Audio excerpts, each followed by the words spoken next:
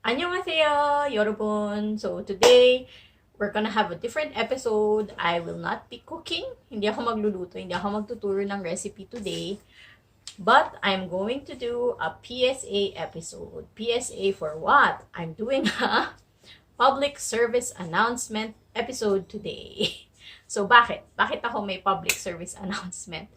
Kasi, di ba, nauso yung mga, what is this? Nauso yung mga baked samgyup, baked sushi, baked California roll, baked, what else? Baked, everything baked. Everything baked during the ECQ.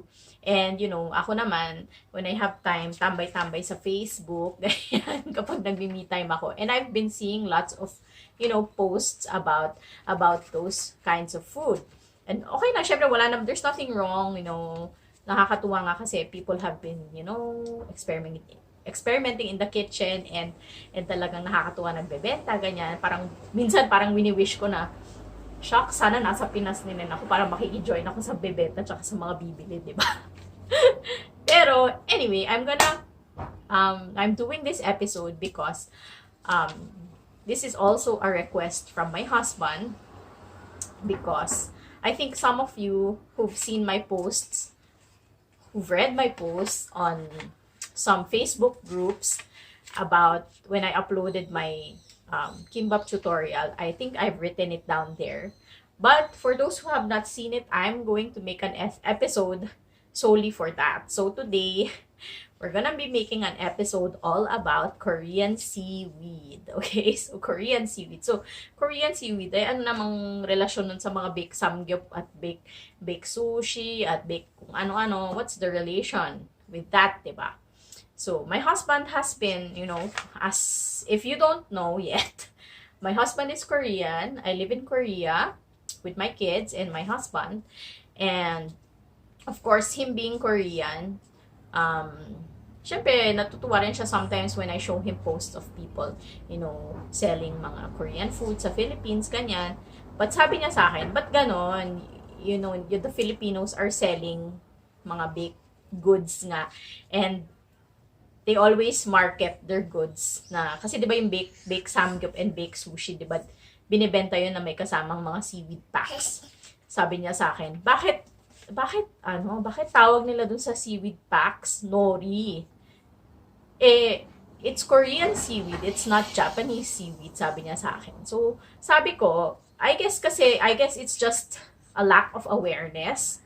Kasi nga, Japanese products have been in the Philippines longer and have been more popular in the Philippines more than Korean products. So I guess siguro na hindi lang aware yung mga Pilipino na Korean seaweed is actually not called nori. So sabi ko sa kanya ganun. Sabi niya sa akin, sana naman next time they call Korean seaweed as kim naman. Parang give credit where it's due daw. Kasi nga, syempre he's Korean, he's very nationalistic, and he's very proud of his country's products, yung mga export products nila, kasi nga maraming nasasarapan and all. But he said he wishes that people would recognize that this particular seaweed is not called nori but kim, because just solely for the fact that it is actually Korean seaweed and Korean made. So some people have been saying na, well, you can just use nori interchangeably with kim, but I beg to disagree. So maybe most of you think that they're the same thing, but they're actually not. They're not the same thing. They're both made from seaweed for sure, but the taste and the appearance are different, so if I may say so. Okay. So, Japanese nori is thicker and makunat siya. It's thicker and it tastes a lot more bland than kim or Korean seaweed. And Korean seaweed, as you've tasted, it's thin, it's crunchy, it's roasted, and it's seasoned with salt and sesame oil or perilla oil.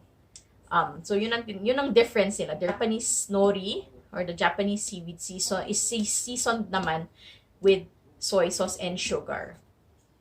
I asked my cousin who lives in Japan, I asked her, because her husband is Japanese, I asked her, do people in Japan call the Korean seaweed as nori also? But she told me that, even the Japanese, they differentiate the Japanese seaweed from the Korean seaweed. They call Korean seaweed as kim, or just Korean seaweed, and they call, their own seaweed as nori. So anyway, I hope that, nalinawan kayong lahat, and I hope that I was able to help somehow in educating you guys about the difference between the two. And so I'm going to also tell you about the different kinds of Korean seaweed. There's lots of kinds of seaweed in Korea, but the most common that we've been eating and we've been buying at the groceries is it's either called jere kim or pare kim, depending on kung anong klaseng seaweed yung ginamit. Meron pang dol kim. So dol kim naman is seaweed that grows on the rocks. Kaya siya dol kasi dol means rock.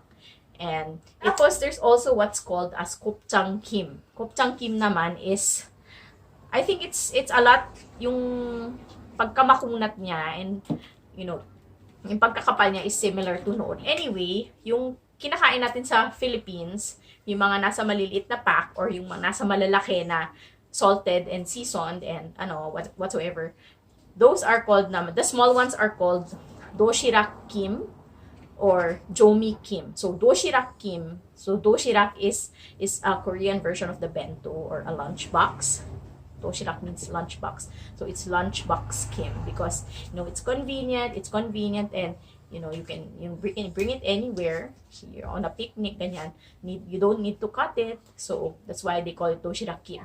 They call it jomi kim naman because if you don't know, Korean seaweed, roasted Korean seaweed is seasoned with either sesame oil or perilla oil, and it is, seasoned with salt.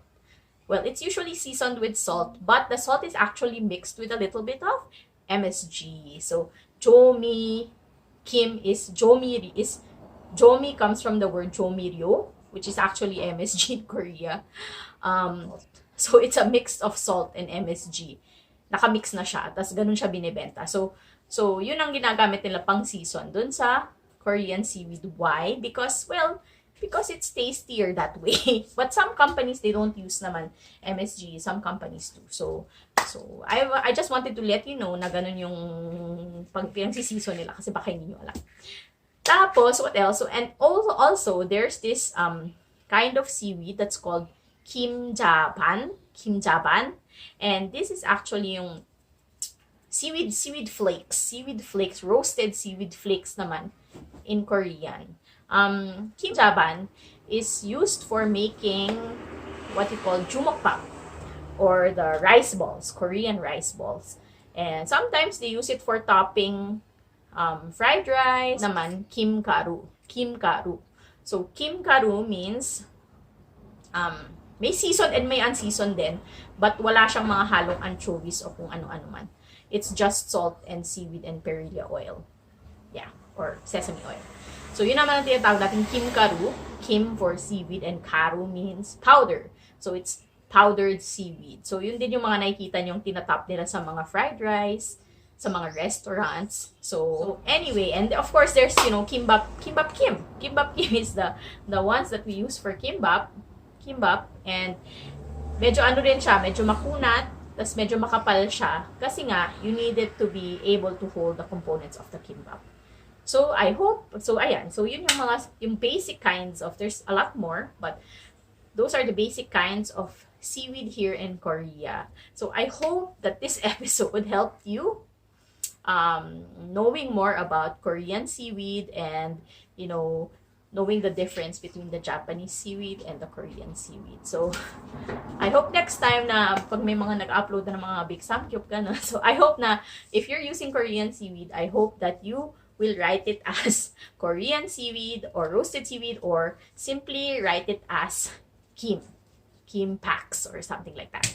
So anyway, always stay safe, guys, and thank you for always watching and subscribing to my channel. Always stay safe and see you soon. Annyeong!